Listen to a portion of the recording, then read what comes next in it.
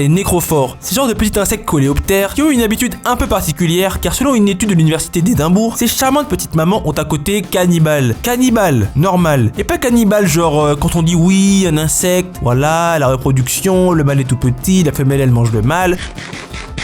Non, on ne parle pas de ça. En gros, si tu es une larve, un petit bébé nécrophore, tu réclames à manger, car tu as très faim. C'est tout à fait normal. Sauf que maman, quand ça commence à faire un moment que tu gueules pour rien, maman, elle en a marre. Maman, elle ne t'abandonne pas comme les autres, parce que maman, elle se dit une chose. Quitte à ne plus te nourrir, parce que tu commences sérieusement à lui taper sur le système à force de réclamer à manger, pourquoi te rejeter et gaspiller des protéines? Ça n'a pas de sens. Donc maman nécrophore, elle te regarde et elle te dit bon, vu que visiblement t'as beaucoup d'énergie tellement tu te plains parce que t'as faim, tu dois avoir beaucoup de protéines dans ton petit corps. Donc maman te regarde droit dans les yeux et elle te bouffe. Allez hop, imaginez un mioche insolent dans un hypermarché qui veut des bonbons et maman elle le regarde, elle lui dit fais gaffe mon petit Mathieu, t'as l'air d'avoir beaucoup d'énergie. Maman elle est fatiguée, tu sais elle aimerait bien avoir beaucoup d'énergie aussi, donc méfie-toi. Enfin bon, les scientifiques nous disent ne soyons pas trop durs avec ces mamans nécrophores, c'est plus une histoire de elle ne peut pas tous les nourrir, donc elle se nourrit elle-même avec les larves les plus exigeantes. C'est une logique implacable, donc en gros, pour les petits nécrophores, si tu as faim, ferme ta grande bouche et patiente, sinon tu vas finir dans le ventre de maman. Chez les macaques rhésus, une bonne éducation, c'est une éducation à la dure. Jusqu'à 10% des mamans macaques rhésus se lâchent littéralement sur leur bambin à coups de griffures, morsures, traînées au sol. L'école de la vie n'a aucune pitié et ces épisodes d'agressivité sont entrecoupés par des moments de tendresse bien sûr. Maman n'est pas méchante, elle veut juste éduquer son petit. Sauf que comme chez les humains, les bébés maltraités deviennent souvent des parents maltraitants. Un cercle vicieux, n'est-ce pas? Et ce n'est pas tout. Chez ces primates, les mamans peuvent aussi abandonner les mioches juste après la naissance. Pourquoi? Parce qu'elle n'en a pas envie. Elle a regardé le mioche et elle s'est dit waouh, lui il a pas une tête à aller loin. Donc ça sert à rien, elle l'abandonne, elle va se choper un mâle et faire un bébé un peu plus beau. Donc comme je le disais, une étude menée sur des populations de macaques rhésus a révélé que 5 à 10% des bébés qui naissent chaque année se font dégommer par maman. Et jusqu'à 3% sont abandonnés sans scrupules. Les observations comportementales montrent que ces mères n'ont pas de troubles comportementaux apparents dans leurs interactions sociales. C'est juste qu'elles ont envie de marave le petit. Elles le chopent, elles l'empêchent de bouger et voilà, ça part en cacahuète. Donc les scientifiques ont testé leur niveau d'hormones pour voir si elles ont des problèmes. Mais non,